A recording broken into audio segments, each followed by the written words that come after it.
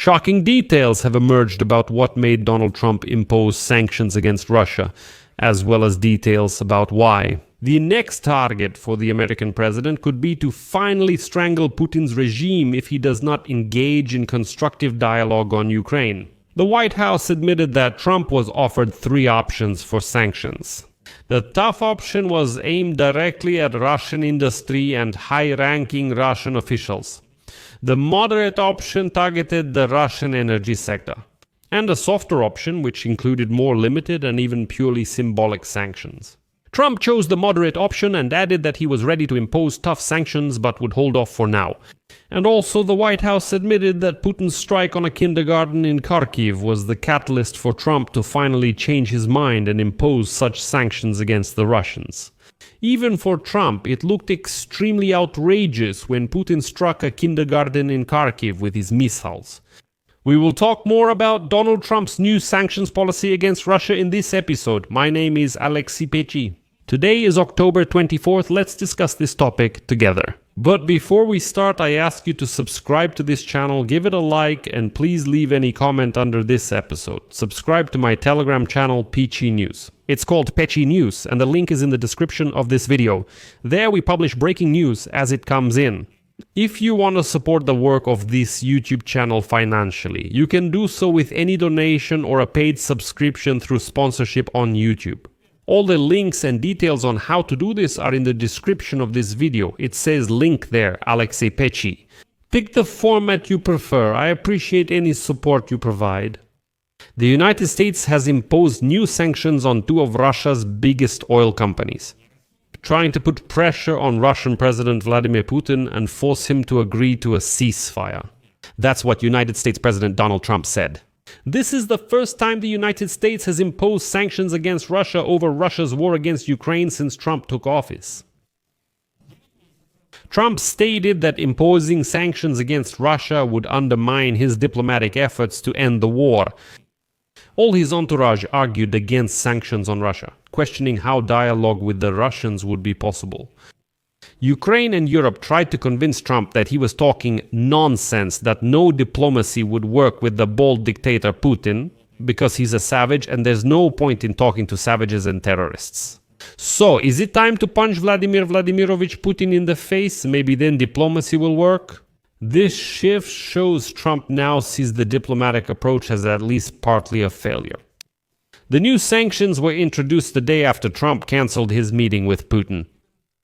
This shows his deep dissatisfaction with the Russian president. And so, according to an American official, Trump's disappointment with Russia reached new heights after a phone conversation between United States Secretary of State Marco Rubio and Russian Foreign Minister Sergei Lavrov on Monday. According to the American official, the phone conversation ended without results and led to the conclusion that the Russians are in no position, not in the right state, to reach an agreement to end the war. So there is no reason for a Trump-Putin meeting at all.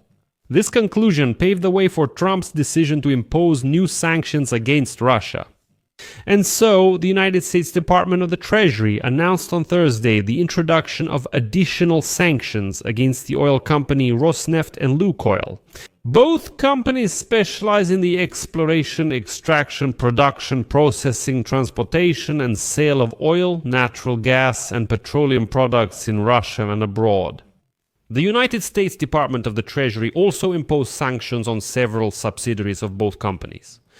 All property and interests of the specified companies or individuals in the United States will be frozen, and United States persons or organizations will not be allowed to do business with them at all.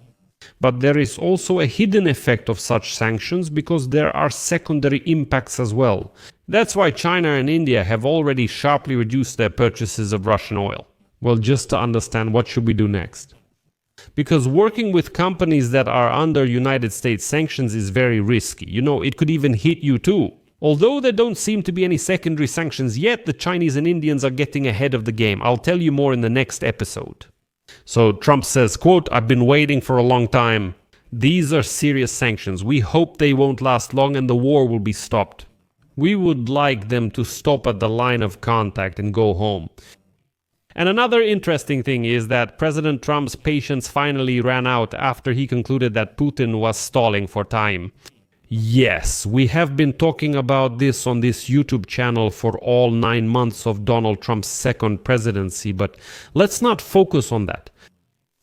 It is important to note that a few hours after Trump cancelled the planned summit with Putin in Budapest, teenage Reel. This is that offended creature. Vladimir Putin launched new strikes on Ukraine, hitting several buildings, including a kindergarten in Kharkiv. Trump did not directly and publicly comment on the strikes, but according to administration officials, he was outraged by such aggression. Even at those moments when, in his opinion, he supposedly achieved another breakthrough with Putin. And as stated by the White House, this was the last straw, and Trump gave the order to impose sanctions. Interestingly, the sanction packages had been developed and were ready for implementation for several months in case Trump decided to take action. And Trump was presented with 3 sanction plans, a tough option aimed directly at Russian industry and high-ranking Russian officials, and a middle option targeting the Russian energy sector, and a softer option which included more limited sanctions, I would even say more symbolic ones. So Trump chose the middle option. He struck at the energy sector. At the same time, Trump, of course, has other tools to increase pressure on Putin, but he hasn't used them yet. This includes, well, among other things, sending long-range Tomahawk cruise missiles to Ukraine. The introduction of new secondary sanctions against any companies doing business with sanctioned Russian oil giants, or the imposition of new sanctions against the shadow fleet of Russian illegal oil tankers, in order to strengthen the sanctions already imposed by the European Union and the United Kingdom. Obviously, Trump leaves some questions open because he still really wants to make a deal with Putin. He still believes in diplomacy. But at the same time, it shows that Trump still has something to hit with if Putin doesn't settle down. Nevertheless, according to representatives of the United States President's administration, the latest sanctions against Rosneft and Lukoil could radically change the situation in the economy. Considering how much Russia's wartime fragile economy depends on oil and gas revenues. At the same time, Trump has not yet indicated whether he intends to impose additional United States sanctions against Russia as part of increasing pressure on Putin to achieve a peace agreement. It's still unclear, but China and India have already sharply reduced their purchases of Russian oil, because they're afraid that the next step could be secondary sanctions against all companies around the world that, in one way or another, cooperate with Rosneft and Lukoil. So now the question is whether we're witnessing a fundamental shift in Trump's strategy, or if this is just a temporary measure meant to show dissatisfaction with the complete lack of cooperation from Russia on the diplomatic front. So is Trump just trying to show that he's dissatisfied, or is there more to it? He has decided that talking to Putin is pointless, and he's completely changing his strategy. That's something we need to watch for in the coming weeks. I'll leave it at that. Share your opinions and conclusions in the comments below this episode, subscribe to the channel, hit the bell, and don't forget to like. That's all for now. Take care, goodbye, more to come.